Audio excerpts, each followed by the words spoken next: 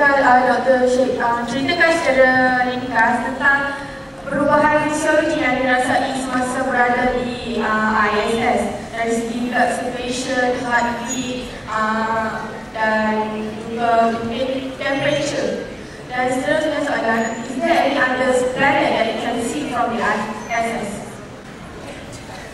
Saya Diwan Piatjas daripada Kimia Industri.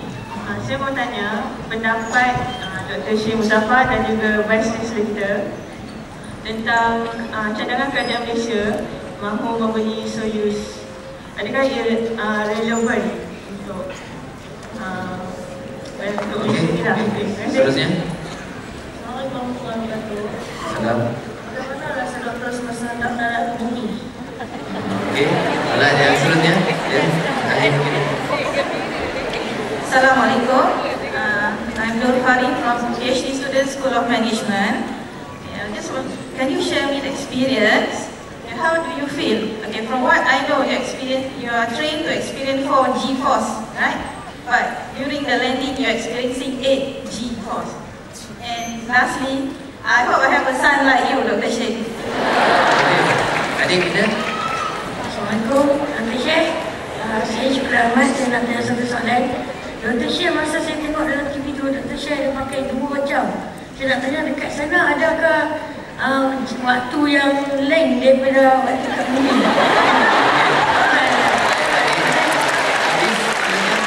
Dua yang terakhir atas darat dan okey, dua yang terakhir darat. Okey. Assalamualaikum warahmatullahi wabarakatuh. Saya Muhammad Safwan dari College Matrikulasi Pulau Pinang. Saya ada satu soalan. Kalau dekat ISS tu, kalau ada meteoroid yang menghentam ataupun bakal menghentam, apakah langkah keselamatan yang diambil? Sebab saya terfikir. Okey, terima kasih. Ini sebenarnya yang terakhir untuk ada yang berbahaya ini.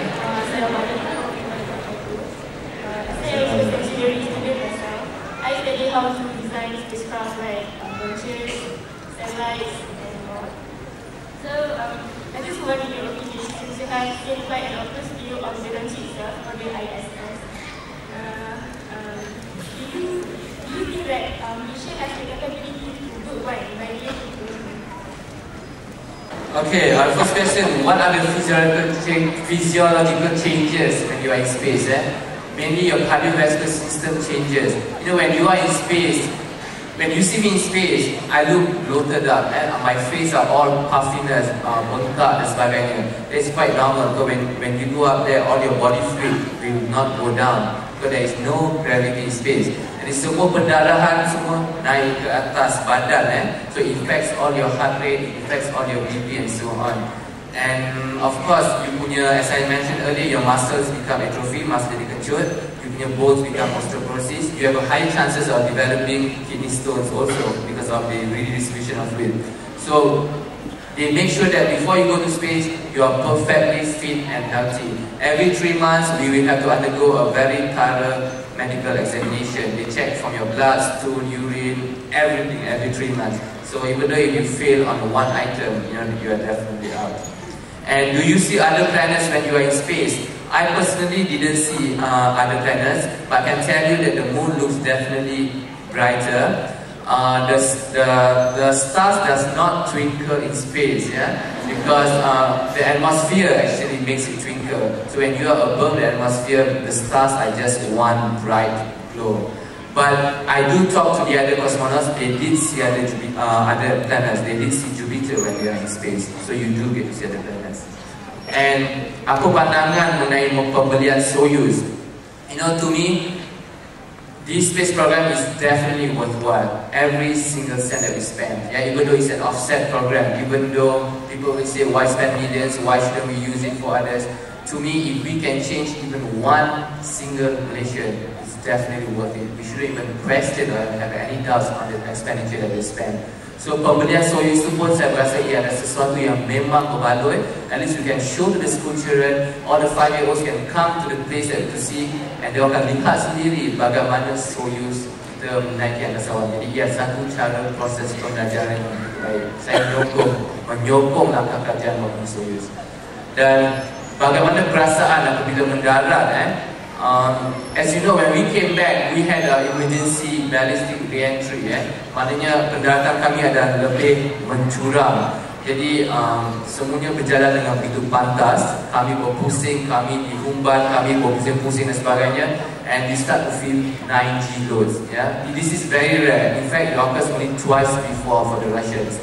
And I remember, you can see on the monitor, you can see 3Gs, it goes up 4Gs, 5Gs and so on. And you just can't breathe.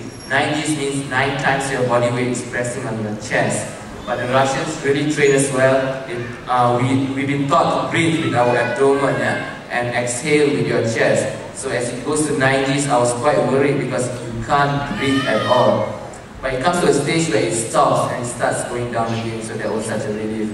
And as soon as upon landing also, up to 1.5 kilometers there will be some thrusters coming out. Even then the impact on the ground was such a great impact that you just have to be careful with your neck. But as I said again, everything happened so fast, and I thank you to all Malaysians yang telah mendoa atas kejayaan diri saya. Terima kasih. Dan kepada adik, mengapa memakai, saya sebenarnya memakai 3 jam tangan. Sebenarnya kita bila di ISS kita menggunakan masa GMT time, waktu Greenwich time. Saya menggunakan 3 sebab satu untuk waktu Kazakhstan, waktu saya bersembahyang dan sebagainya. Satu untuk waktu di Russia, kerana saya masih berhubung dengan saintis-saintis ketika mereka berada di Russia. Dan satu lagi jam adalah untuk waktu Malaysia. Dan mengenai meteorites, you know, the chances of getting hit by a meteorite by the ISS is 1 in 27 million chances.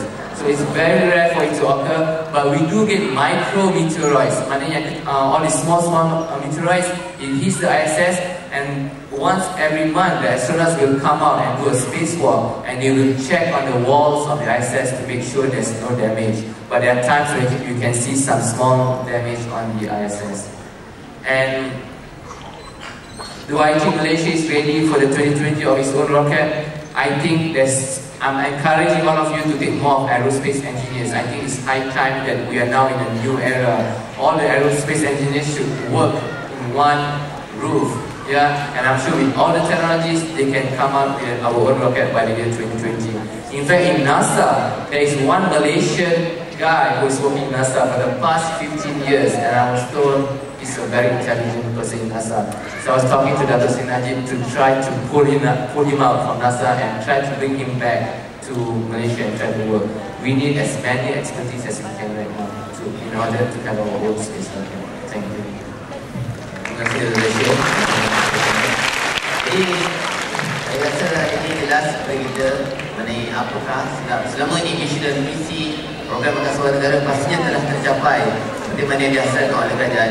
Sebagai kesimpulannya hari ini, hadirin dan hadirat sekalian, sesungguhnya usaha dan program Angkasawan Negara ini merupakan satu usaha yang berkesan dalam memastikan Malaysia menjadi sebuah negara maju menjelang tahun 2020. Hanya keazaman yang tinggi dan kekuatan dalaman yang tinggi membolehkan kita melakukan perkara yang sebelum ini kita tidak boleh lakukan. Hadirin dan hadirat sekalian, sesungguhnya sebelum ini kita pernah berlayar mengelilingi dunia. Kita pernah mendaki gunung tertinggi di dunia. Kita pernah merentasi selat yang terpanjang di dunia. Tapi hari ini kita berjaya sampai ke angkasa lepas. Ini merupakan satu kejayaan yang cukup bermakna buat kita warga Malaysia.